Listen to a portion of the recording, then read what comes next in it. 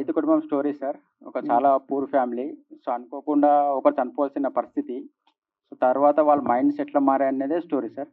అంటే ఒకరు చనిపోవాల్సిన situation. So, అందులో వాళ్ళ మదనము, 5 మెంబర్స్ ఫ్యామిలీ ఎవరు ఏందనేది. సో, ఓవరాల్‌గా అది ఉంటుంది.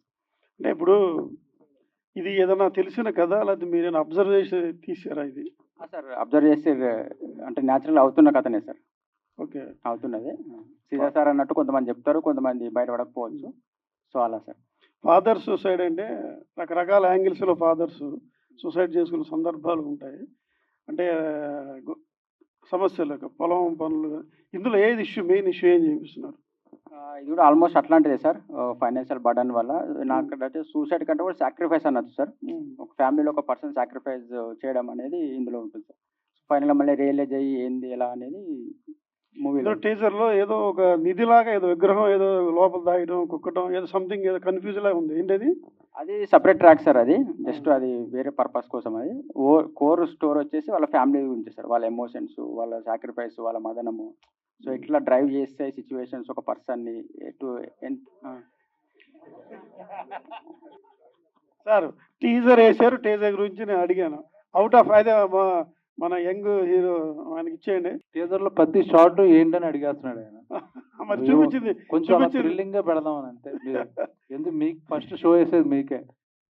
సార్ మీకు బాగా అదే ఇప్పుడు ఇందాక యాక్ట్ కూడా డబ్బులు తీసుకోకుండా చేసాం. అంతగా అది మళ్ళీ ప్రభావితం చేసిన అంశం ఏంటి అసలు? ఎక్కువ స్ట్రెస్ ఇవ్వకండి డబ్బులు తీసుకోకుండా అన్నది అనవసరంగా ఇప్పుడు. నాకు చాలా టెన్షన్ అవుతుంది తర్వాత. లేదండి నాకు డైరెక్టర్ చెప్పిన ఐడియా చాలా బ్రిలియంట్‌గా ఉంది. అమ్మ ఇంత కొత్త ఐడియా నేను ఎప్పుడు వినలా. అది డార్క్ కామెడీ, న్యాచురల్ జరిగిన కథ, ఆల్మోస్ట్ జరుగుతున్న కథ. పైగా విలేజ్‌లో ప్యూర్ మట్టి ప్యూర్ క్యారెక్టర్స్. అటువంటి సినిమా చేయాలి డెఫినెట్‌గా నాకు ఇమేజ్ కూడా మారుతుంది. మీరే అన్నారు కదా కొత్తగా ఉన్నారని. ఆ ప్రయత్నం మీద నేను ఈ సినిమా చేయడం జరిగింది. ఓకే. బ్రహ్మాజీ గారు, నేను వెంకట్ ఎన్టీవీ అండి. ఈ మధ్య ఇప్పుడు మీ అకౌంట్స్ హ్యాక్ చేస్తుంటారు కదా, దొరికారండి వాళ్ళు? ఇప్పుడు బాపు సినిమా గురించే కదా మీరు ఎవరు బాబుని అంటే అప్పుడప్పుడు అడుగుతున్నారు. మీరు చేస్తుంటారు కదా, మీ ట్విట్టర్ అకౌంట్ హ్యాక్ చేస్తుంటారు. అది మా పర్సనల్ ఇంటర్వ్యూలో మాట్లాడుకున్నాం. ఇది బాపు సినిమాకి సంబంధించింది కదా. కరెక్టే. దాంట్లో మీరు ప్రమోషన్ చేసుకోవాలన్నా దాంట్లో కూడా చేసుకోవాలి కదా. దొరికారండి. వాళ్ళని కంప్లైంట్ ఇవ్వడం జరిగింది. వాళ్ళు దొరికారు. దాన్ని మళ్ళీ హైలైట్ చేయడం ఉంది కానీ కామ్ అయిపోయాను. అచ్చా అచ్చా. బాపు అంటే తెలంగాణలో ఎక్కువ చేస్తుంటారు. నాన్న అంటే మొత్తం తెలంగాణ నేపథ్యంలోనే సాగుతున్న స్టోరీ. అవునండి. కరీంనగర్లో అంటే షూటింగ్ కూడా అక్కడే చేసాం. బట్ చుట్టుపక్కల కరీంనగర్లో జరిగినట్టే చుట్టుపక్కల గ్రామాల్లో. తెలంగాణ అంటే మనకు మటను, తెల్లకల్లు అనేది ఇది. కానీ అక్కడ చూపిస్తే బ్రాండ్ పెట్టారు, మందు బాటలు పెట్టారు. ఏంటది? చెప్పాను ఇది 21వ తారీఖున రిలీజు. దాని ముందు 1 వీక్ ముందు మీకు చూపిస్తారు అన్ని. అంటే దాని గురించి తెలిస్తే ఇంట్రెస్టింగ్ ఉంటుంది. బాటిల్ ఏంటని అంటే ఇప్పుడు డైరెక్టర్ గారు లైన్ చెప్తాను నేను యాక్చువల్గా. ఆయన అలాగే వదిలేయట్లేరు. ఇప్పుడు మామూలుగా పత్తి రైతులు సూసైడ్ చేసే స్టోరీస్ ఉన్నాయి కదా. ఒక రైతు పోతే దానికి కాంపన్సేషన్ గవర్నమెంట్ వస్తుంది.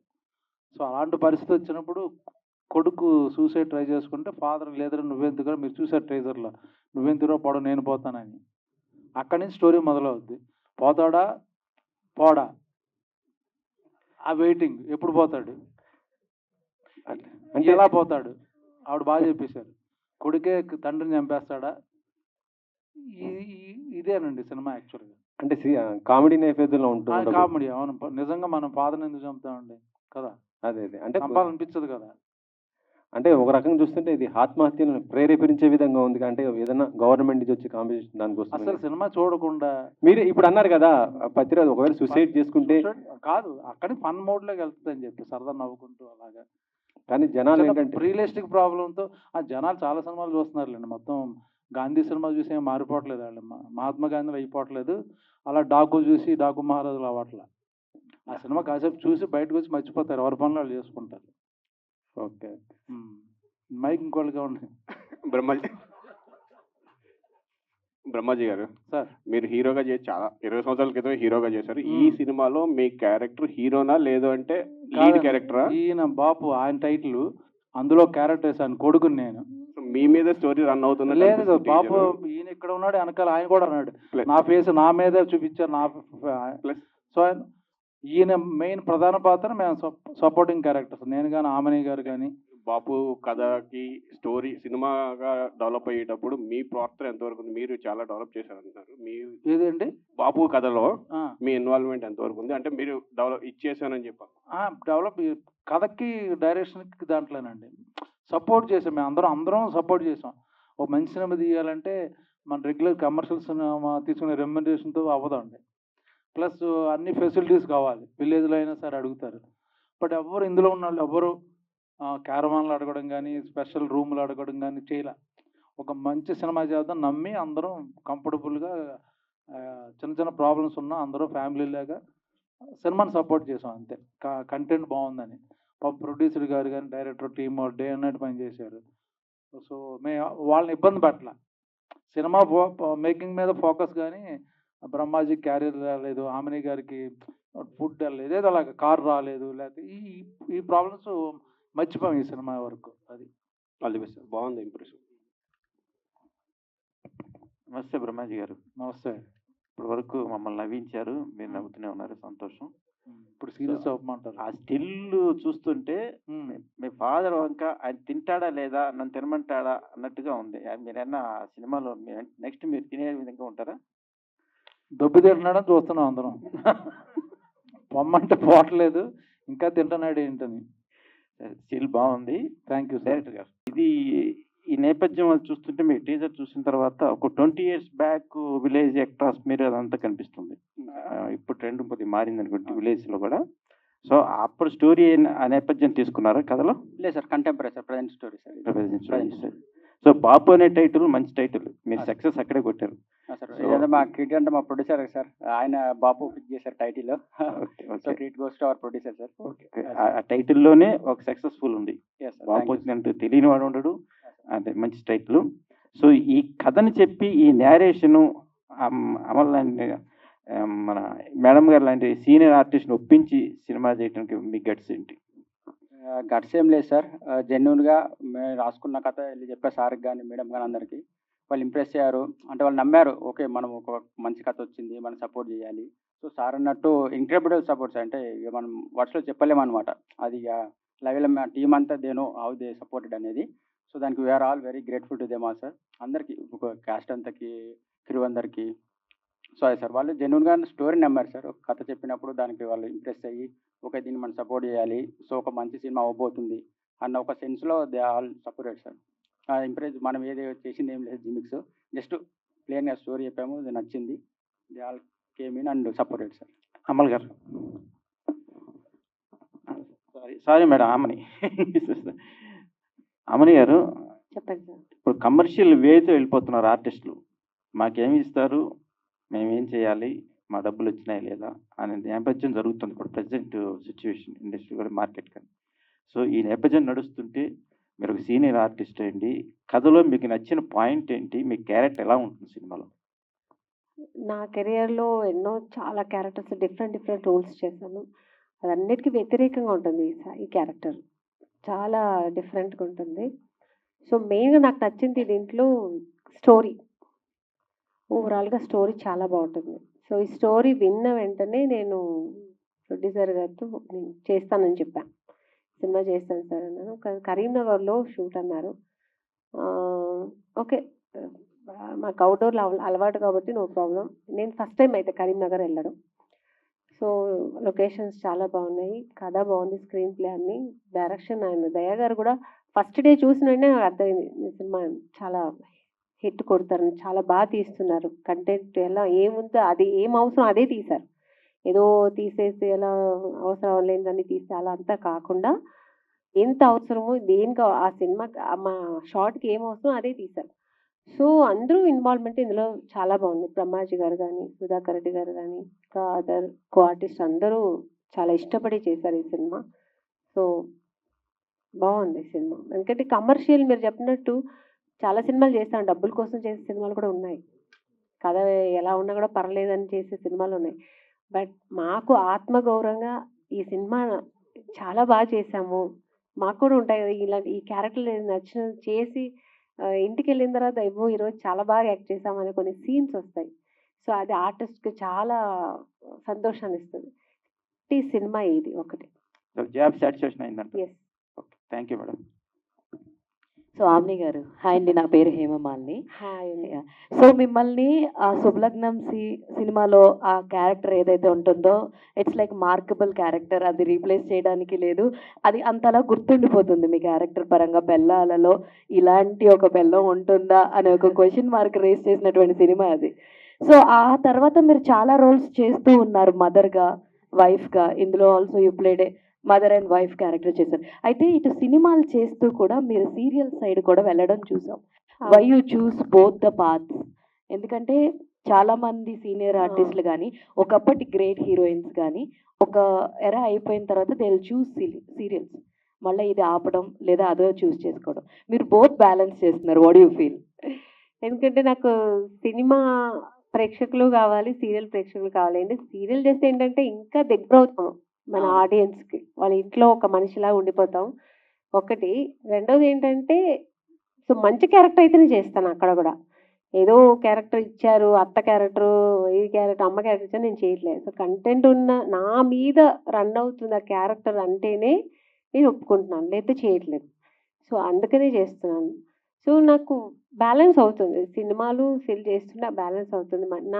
నాకు ఆమని గారు ఈ క్యారెక్టర్ చేస్తే బాగుంటుంది అనే వాళ్ళు చేస్తున్నారు. సో ఆ క్యారెక్టర్ నాకు మిస్ అవ్వట్లే, నా క్యారెక్టర్స్ నా దగ్గరికి వస్తున్నాయి, నేను చేస్తున్నాను.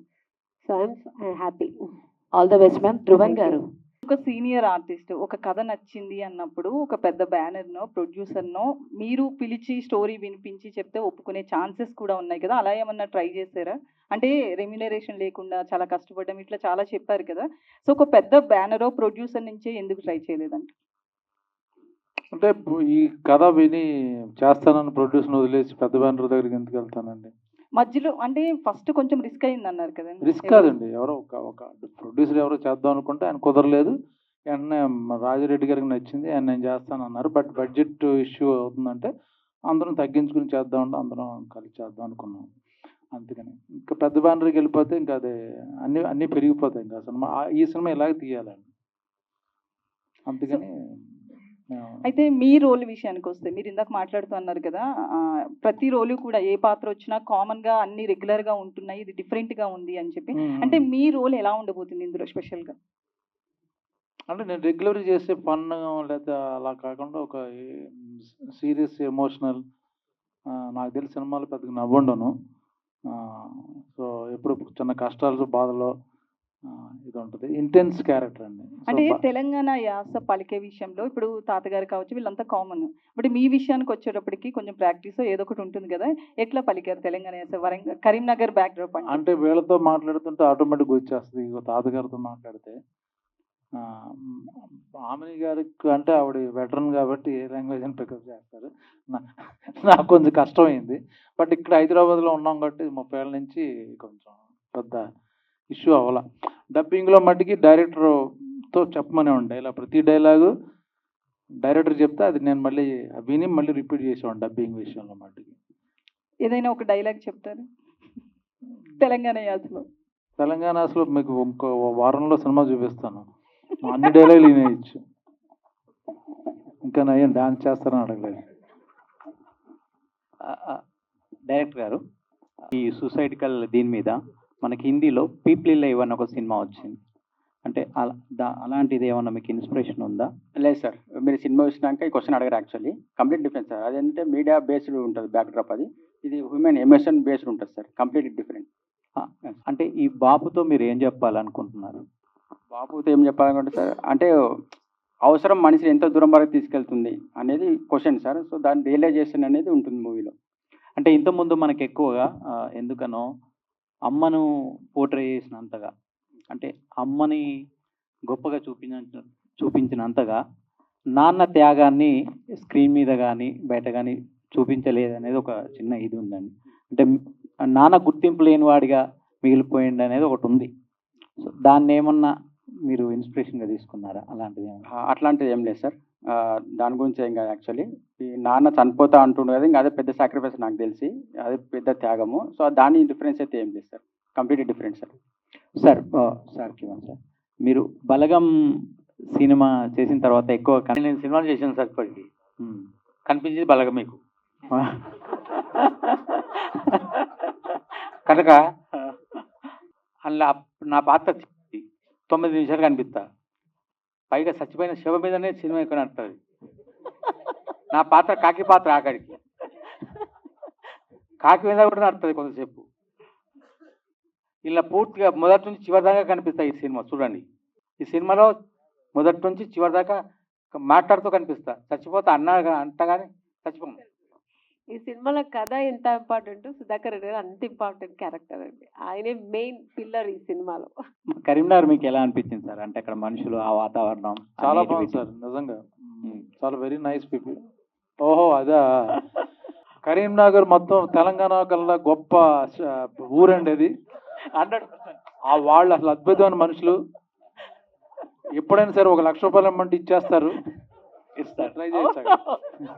ఫ్రెండ్షిప్ ప్రాణం ఇస్తారు. Friendship sir. సో మాటకి ప్రాణం ఇస్తారు. Beautiful people and beautiful souls యాక్చువల్గా. అందరూ కరీంనగర్ కాదు, తెలంగాణ అటు వెళ్ళినా ఎక్కడ చాలా ఆప్యాయంగా చూసుకుంటారు. షూటింగ్ ఎప్పుడు ఇబ్బంది ఉండదు. అందరూ బాగా కోఆపరేట్ చేశారు. అంటే సార్ మీరు చాలా సినిమాలు అంటే ఇప్పుడు ఉత్తరాంధ్ర నేటివిటీతో సింధూరం లాంటి సినిమా అంటే మన ఇది అలా చేశారు, ఆంధ్ర స్లాంగ్ ఇవన్నీ చేశారు కదా. ఈ నేటివిటీతో చేస్తున్నప్పుడు మీకు ఎలా అనిపించింది సార్ ఈ సినిమా? నాకు బేసికలీ ఇష్టం అండి రియలిస్టిక్ మూవీస్. మామూలు ఫస్ట్ నుంచి నాకు రెగ్యులర్ కమర్షియల్ సినిమాల్లో డబ్బులు బాగా వస్తాయి, కానీ నాకు బేసిక్ మెంటాలిటీ సింధూరం కానీ లేకపోతే ఇప్పుడు మన ఈ బాబు కానీ చాలా రియల్ క్యారెక్టర్లు, రియల్ లొకేషన్స్, ఆర్ట్ ఫిల్మ్ సినిమాలు నాకు పర్సనల్గా ఇష్టం. సార్ బ్రహ్మాజీ గారు ఇక్కడ సార్, ఇక్కడే సార్ మీ ప్రొడ్యూసర్ గారి దగ్గర. ఓకే చెప్పండి. సార్ ప్రొడ్యూసర్ గారి తాలూకా? లేదు సార్, లేదు. ఓకే సార్ మీడియా, బట్ ఆయన తాలూకా లేదు సార్. సార్ చెప్పండి సార్. ఒక ఈ పోస్టర్ చూస్తుంటేనే ఆయన ప్లేట్లో ఏదో విషం పెట్టినట్టు, మీరు ఏదో ఎప్పుడెప్పుడు తింటాడా ఎప్పుడెప్పుడు పోతాడా అన్నట్టు ఉంది అది పోస్టర్ చూస్తుంటే. కొద్ది గొప్ప కొంచెం కాన్సెప్ట్ కూడా మీకు ఎలా అనిపిస్తుంది? అట్ సేమ్ టైం తెలంగాణ నేపథ్యం, రైతు ఆత్మహత్యలు, కుటుంబ బాంధవ్యాలు, సంబంధాలు ఆ టైప్లో ఉంది మీ టీజర్ చూస్తుంటే మొత్తం అంతా. దీంట్లో డార్క్ హ్యూమర్, డార్క్ కామెడీ ఉందన్నారు. డార్క్ కామెడీ అనేది మన తెలుగు జోనర్ కొంచెం తక్కువ. మీరు చాలా సినిమాలు చేశారు, డార్క్ కామెడీ అనేది ఒక చావు నుంచి వచ్చే కామెడీ, డార్క్ నేపథ్యం అనేది తమిళ్లో ఒకటి వచ్చినట్టు మన దగ్గర చాలా తక్కువ. అవునండి. అది మీరు ఓ సీనియర్ యాక్టర్గా ఆ సినిమా చేసేటప్పుడు కానీ సెట్స్లో కానీ ఎలా అనిపించింది? కొత్త జోనర్ కాబట్టి మన దగ్గర ఎలా అనిపించిందంటే అంటే ఆడియన్స్ పరంగా ఎలా రియాక్ట్ అవుతారన్నా? బాగుంటుందండి. ఎందుకంటే మీరు చెప్పిన పాయింట్లన్నీ కొత్తగా ఉన్నాయి కాబట్టి డెఫినెట్గా బాగుంటుంది సార్. నాకు అదే ఫీలింగ్. మీరు ఏమి చెప్పారో ఎగ్జాక్ట్గా మీరు రివ్యూ బాగా రాస్తున్నారు, మీకు వెంటనే కథ అంతా తెలిసిపోయింది చూడగానే. నాకు అదే ఫీలింగ్ అండి, అందుకే నాకు కూడా చేయాలనిపించింది యాక్చువల్గా. సార్ తెలంగాణ డైలాగ్ డిక్షన్ విషయంలో మీరు ఎలాంటి కేర్ తీసుకున్నారు యాక్చువల్గా? ఎందుకంటే మీ పక్కన ఉన్న వరకు ఇంతకుముందు అడిగినట్టు అవును సార్, చాలా అథెంటిక్గా మాట్లాడతారు మీరు కొంచెం ఎంతగా. బట్ ఇక్కడే ఉంటున్నాం కాబట్టి ఆల్మోస్ట్ నేను తెలంగాణ వాడిని. చెప్పాను కదా, డైరెక్టర్ గారు శ్రద్ధ తీసుకుని డబ్బింగ్ విషయంలో మటు కొంచెం ఆయన సపోర్ట్ చేశారు. మిగతా నేను మాట్లాడుతుంటాను షూటింగ్లో కూడా. ఇప్పుడు ఈయనతో ఎక్కువ మాట్లాడుతుంటే ఆటోమేటిక్గా వచ్చేస్తుంది. సార్ డైరెక్టర్ గారు రెమ్యునేషన్ పరంగా కానీ ఇలాంటి క్యారెక్టర్ పరంగా కానీ ఎట్లా ఒప్పించి? ఆయన సూపర్ సార్. యాక్చువల్లీ మనతో ఎట్లున్నారో సెట్లో అట్లనే ఉంటారు. వర్క్ కూడా అంతే. ఇప్పుడు నైట్ మేము 4 o'clock నైట్ స్టార్ట్ అయిపోయింది అనుకోండి, ప్యాకప్ చెప్పామనుకోండి, సార్ ఎర్లీ మార్నింగ్ మళ్ళీ 6 o'clock సన్ రైజ్ స్టార్ట్ ఉందంటే, అబ్బా 6 o'clock సరే ఓకే 6:10 ఓకేనా అనేస్తారు. 6 సారీ సార్ అయితే. సో అంత కోఆపరేటివ్ సార్. బేసిక్గా సార్కి స్టోరీ నచ్చి సో ఓన్ చేసుకొని చేయడం జరిగింది సార్. సార్ ఇలాంటి సినిమాకి ప్రమోషన్స్ చాలా హెవీగా ఉంటేనంటే పబ్లిక్లోకి, ఎందుకంటే బ్యాక్డ్రాప్, రూరల్ బ్యాక్డ్రాప్, బలగం ఎంత సక్సెస్ అయినా కూడా దానికి ఎంత హార్డ్ వర్క్ ఉందో మనకు తెలుసు. So what you are planning in future for this movie? అదే సార్, శ్రీధర్ సార్ అన్నట్టు మేము కంటిన్యూగా ఒక 1 week సోలో ఇస్తున్నాం sir. From 14th Feb to 20 Feb before release వరకు. సో అందరినీ పిలుస్తున్నాము. సో మీరు కూడా మేజర్ పార్ట్ ప్లే చేస్తున్నారు. సో మీరు కూడా చూడండి, ఒకవేళ నచ్చితే పాజిటివ్గా రాయండి, నచ్చకపోయినా పర్లేదు చెప్పండి ఏదన్నా. బట్ చూడండి సార్, కంపల్సరీ సినిమా నచ్చుతుంది. సో దాన్ని మేము నమ్ముకున్నాం సార్. మౌత్ ఆఫ్ పబ్లిసిటీ మాకున్న దాంట్లో మేము ప్రమోషన్ చేస్తూ సో దాన్ని ఎక్కువ బిలీవ్ చేస్తున్నాం సార్. మీడియా పెద్ద సినిమాలకు అవసరం ఉందో లేదో నాకు తెలియదు, కానీ బలగం లాంటి సినిమాలకి ఇలాంటి సినిమాలకి డెఫినెట్ మీడియా అవసరం ఉంది. చూసి 10 మందికి చెప్పాలంటే మా వాళ్ళు కాదు, మీరు సినిమా చూసి ఫీల్ అయ్యి మీరు పెట్టే ట్వీట్లు కానీ రివ్యూస్ కానీ వాటి వల్ల జనాలు చూద్దాం అనుకుంటారు. నేను కూడా ఇప్పుడు ఏదో చిన్న సినిమా రిలీజ్ అయింది పట్టించుకొని నేను, బట్ 4-5 ట్వీట్లు చూసి అరే బాగుంది బాగుందని పెడుతుంటారు రివ్యూ సినిమా చూసి. అఫ్కోర్స్ నచ్చితే అది చూసి అరే సినిమా చూద్దామని చిన్న ఐడియా వస్తుంది.